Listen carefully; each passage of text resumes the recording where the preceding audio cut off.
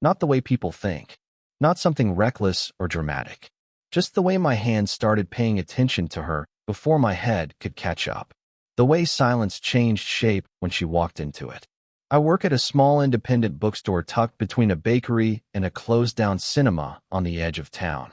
The kind of place that smells like paper dust and burnt espresso because the coffee machine hasn't been cleaned properly since 2014. Most days are slow.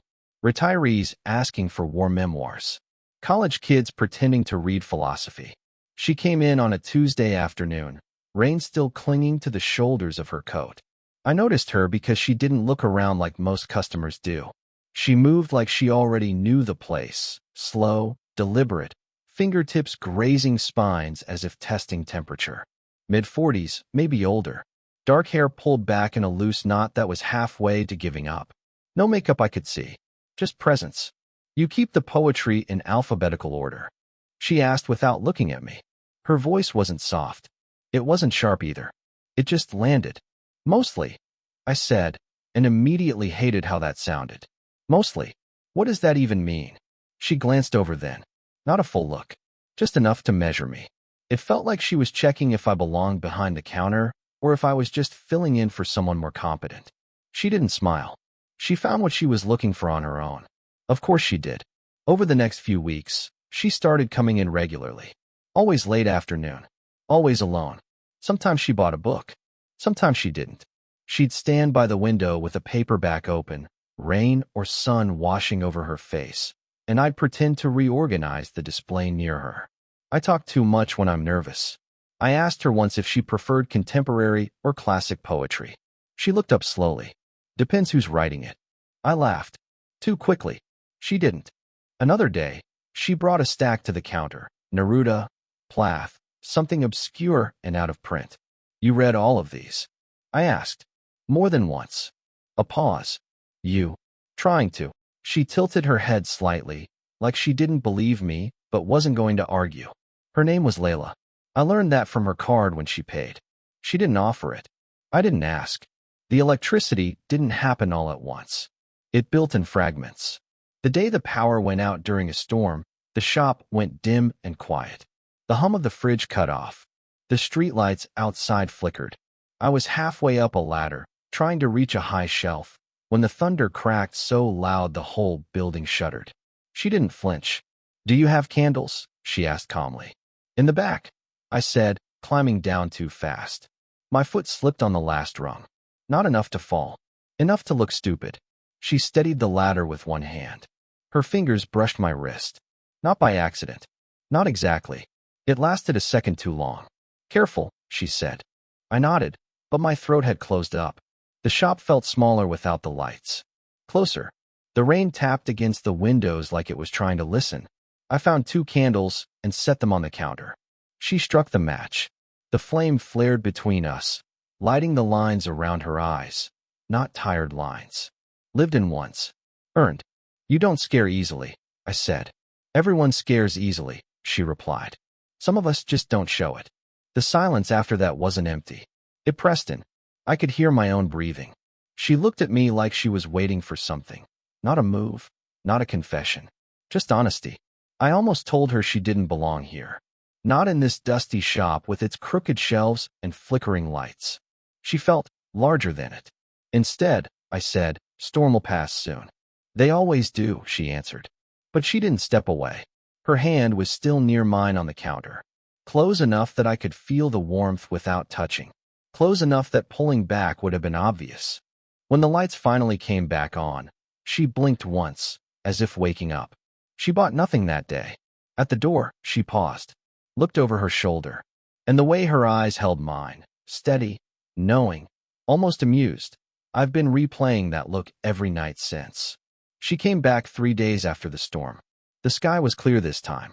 Late afternoon light spilled through the front windows, turning the dust in the air into something almost golden. I was on my knees behind the counter, trying to fix the receipt printer that only worked when it felt respected. The bell above the door rang. I didn't look up right away. I knew. You sell journals? She asked. Not hello. Not how are you. I stood up too fast and bumped my head against the counter's edge. The The sound echoed louder than it should have. In the back, I said, rubbing my forehead. Near the travel section. She was wearing a navy blouse today, sleeves rolled to her elbows. No coat, no umbrella. Her hair was down this time, falling just past her shoulders, slightly uneven like she'd cut it herself. She walked toward the back, and I followed a few steps behind, pretending I needed to straighten a stack of paperbacks. You looking for something specific? I asked. Blank, she said. No lines. Most people prefer structure. She glanced at me. Do you? I opened my mouth, then closed it again. I wasn't sure what she was asking anymore. She picked up a dark green journal, ran her fingers over the cover. Her nails were short, clean, no polish. There was a faint scar near her thumb, thin and pale. You write? I asked. Sometimes. For yourself. A small pause. There isn't anyone else. She said it lightly. Too lightly. I noticed then the faint shadows beneath her eyes. Not dramatic. Just there. Like sleep had been a negotiation lately. There was a tightness around her mouth I hadn't seen before. She flipped through the blank pages, slower than necessary. Do you ever start something, she said quietly, and then realize you don't know how to finish it? The question hung between us, heavier than it should have been. All the time, I said. I'm good at beginnings. She gave a short laugh at that. Not the kind meant to be heard across a room. The kind that slips out before someone can stop it. It surprised her. I saw it in the way her shoulders shifted, like she'd forgotten she could still make that sound. You're young, she said, almost to herself. I shrugged. It's temporary. That earned a real smile. Brief. Gone quickly, but real. She carried the journal to the small reading table near the window instead of the counter. Sat down. Opened it. Stared at the first page without writing anything. I shouldn't have watched. But I did. Her fingers rested against the paper, unmoving. The bookstore was quiet except for the soft hum of the air conditioner and a car passing outside. The light caught in her hair, revealing strands of silver near her temples. She closed the journal suddenly, like she'd been caught doing something wrong. Can I ask you something? She said. Sure. Why do you look at me like that? My throat went dry. Like what? Like you're trying to solve something. I didn't have an answer ready. I could have lied. Said I look at everyone that way. Said it wasn't intentional. Instead, I said, you seem like you're holding your breath. Her eyes didn't leave mine. And you seem like you're waiting for something, she replied. Neither of us moved. The space between the table and where I stood felt suddenly smaller. Not inappropriate. Just charged. Like the air had thickened. She reached for the journal again, but her hand brushed mine first. This time, neither of us pulled away. It was a Thursday when she stayed past closing. Not intentionally. At least that's what we both pretended. The sign on the door was already flipped to closed. The street outside had gone quiet in that hollow way it does after 9. I was restocking a shelf near the front when I noticed her still sitting at the back table, the green journal open but untouched. You know I lock up soon, I said gently. I know. She didn't move. I walked over, slower than necessary. The overhead lights felt too bright for how quiet the shop had become. She looked different at night, less composed, like the edges of her confidence softened when the world wasn't watching. You don't have to rush out, I added. Just letting you know. She closed the journal halfway, fingers resting inside it to keep the page. Do you ever go home and wish you hadn't? She asked. The question caught me off guard. Wish I hadn't what? Gone home. There it was again, that light tone covering something heavier. I leaned against the bookshelf across from her. Sometimes. Her phone buzzed on the table. She froze. Not dramatically, just a slight tightening in her jaw. The screen lit up. I didn't mean to look, but I did. A name. Just a first name. Daniel. She stared at it until the buzzing stopped. A few seconds later, it started again. You should probably, I began. I know what I should probably do. The call ended.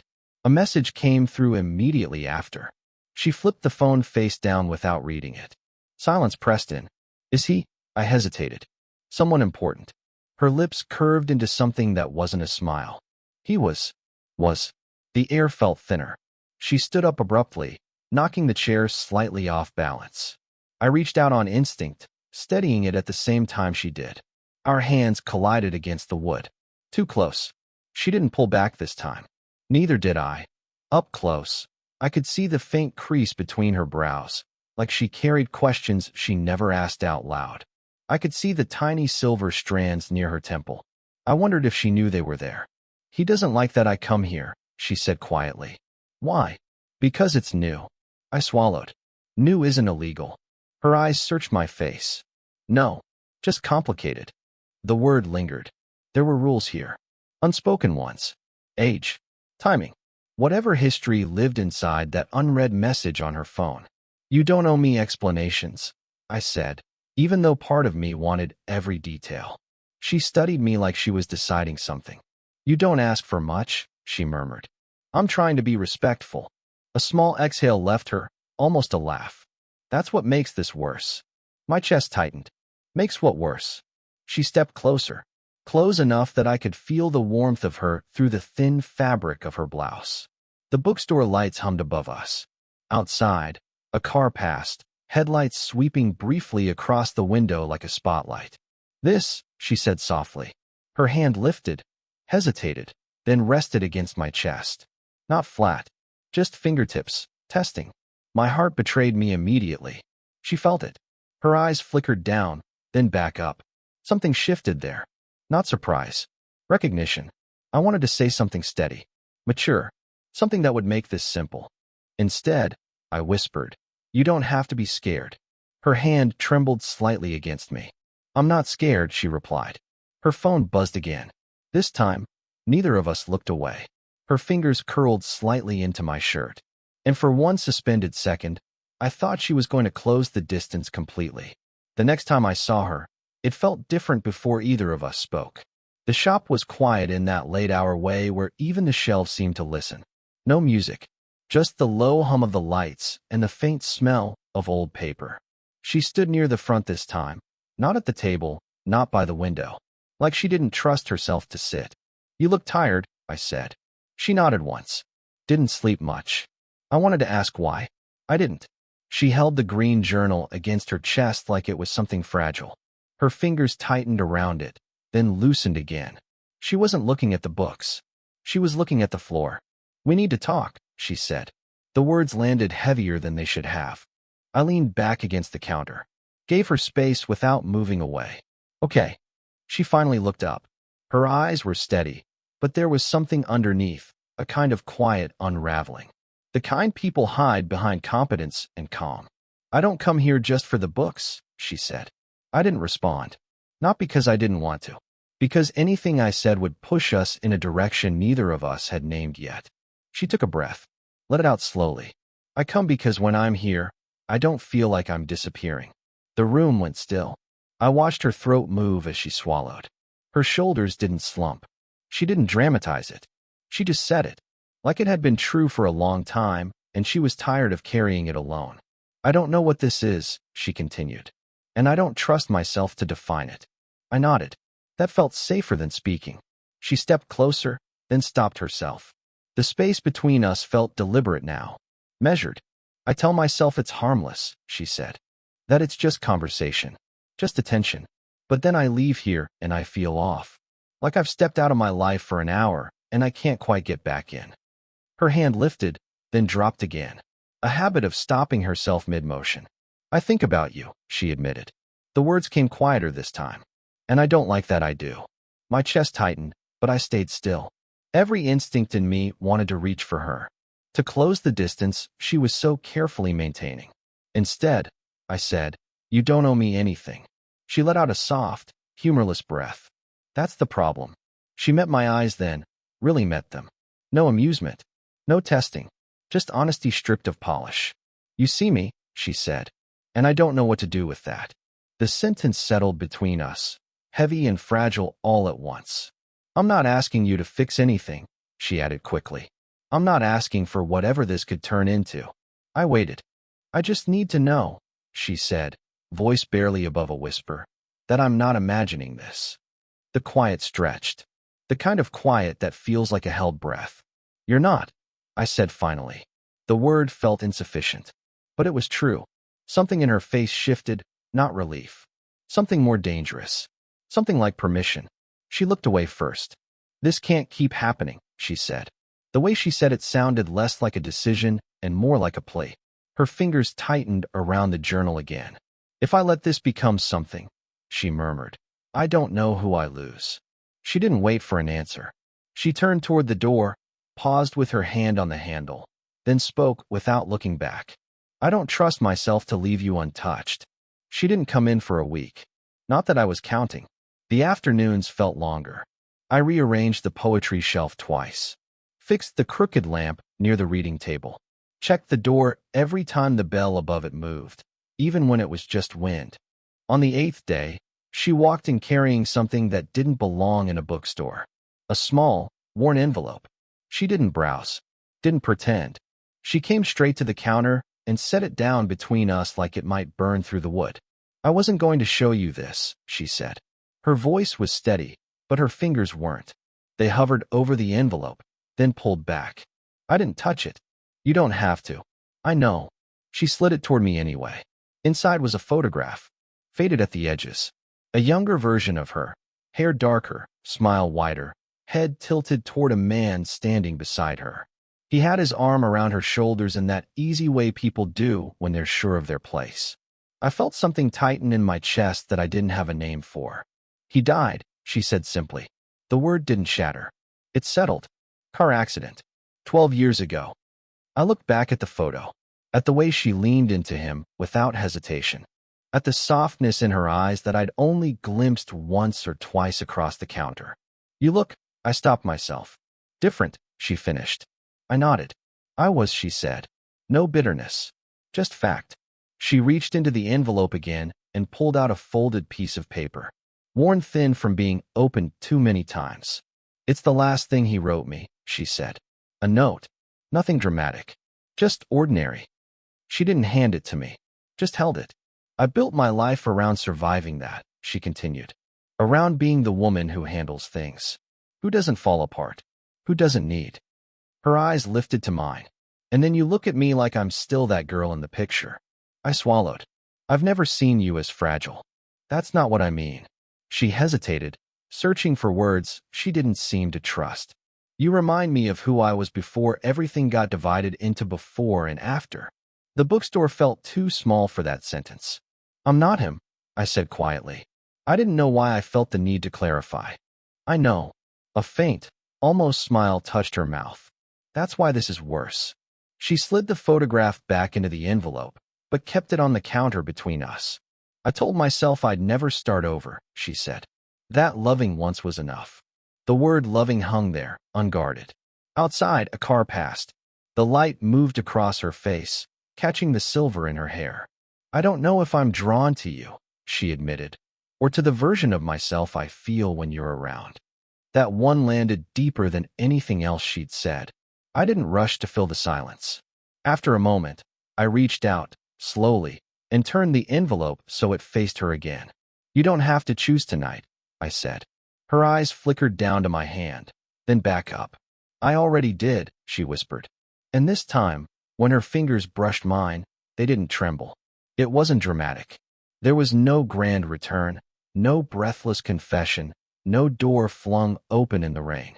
She came in on a Sunday morning when the shop was empty and the light was soft enough to forgive everything. I was behind the counter with a mug of coffee I'd forgotten to drink. It had gone cold hours ago. She didn't say hello. She walked to the poetry shelf, ran her fingers along the spines like she always did, then stopped halfway through.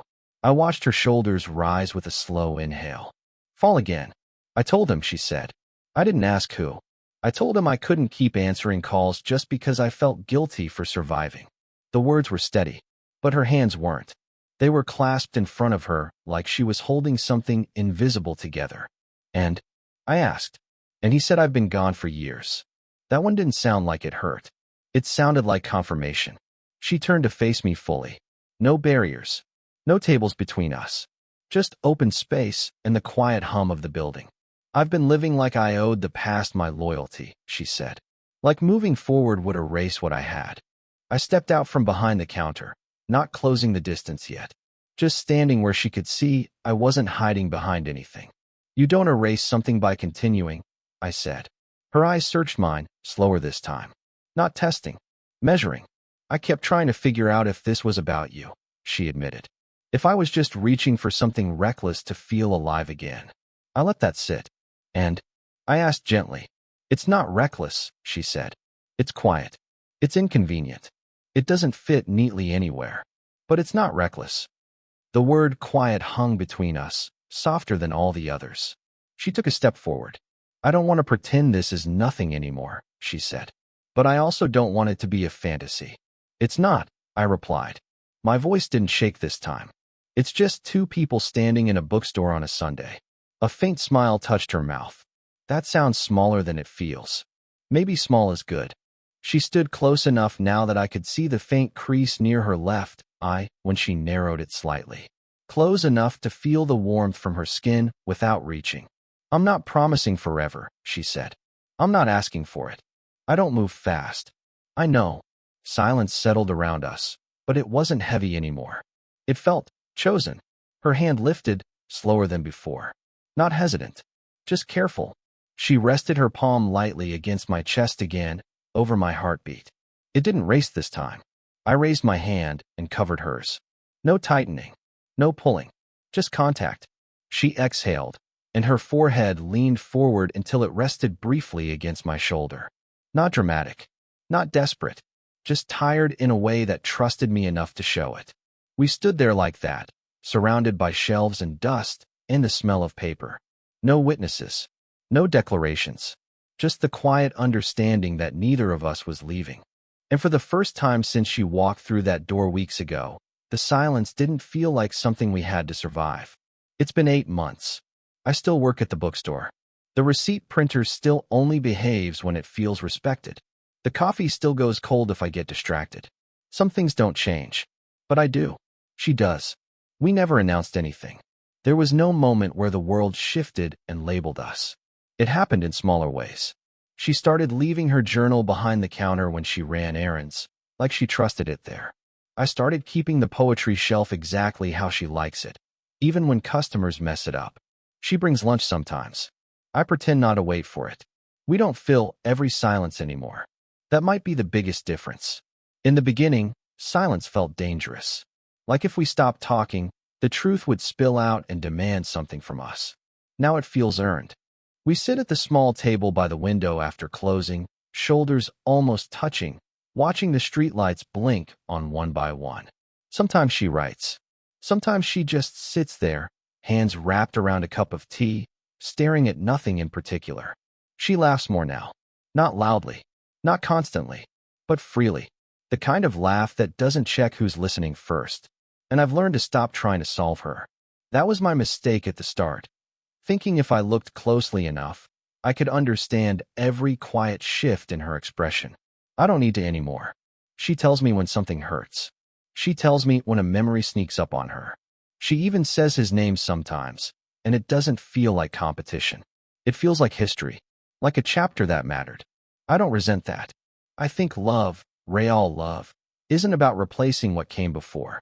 It's about standing beside it without flinching. We still move carefully. There are days she pulls back a little, like she's checking that she's allowed to be here. There are days I catch myself staring at her like I did in the beginning, half in disbelief that she chose this. Chose me. But it doesn't feel forbidden anymore. It feels deliberate. One evening last week, we were locking up. I reached for the light switch at the same time she reached for the door. Our hands brushed in the dark. She didn't pull away. She intertwined her fingers with mine instead, casual, almost absent-minded, like it had always been that way. You're not disappearing, I told her quietly. She squeezed my hand once. Neither are you. We stepped out into the cool night air together, the shop dark behind us, the street open and ordinary in ours. I used to think wanting something made it dangerous. Now I know it just makes it honest. If this story made you feel something, let me know in the comments. Would you want more stories like this?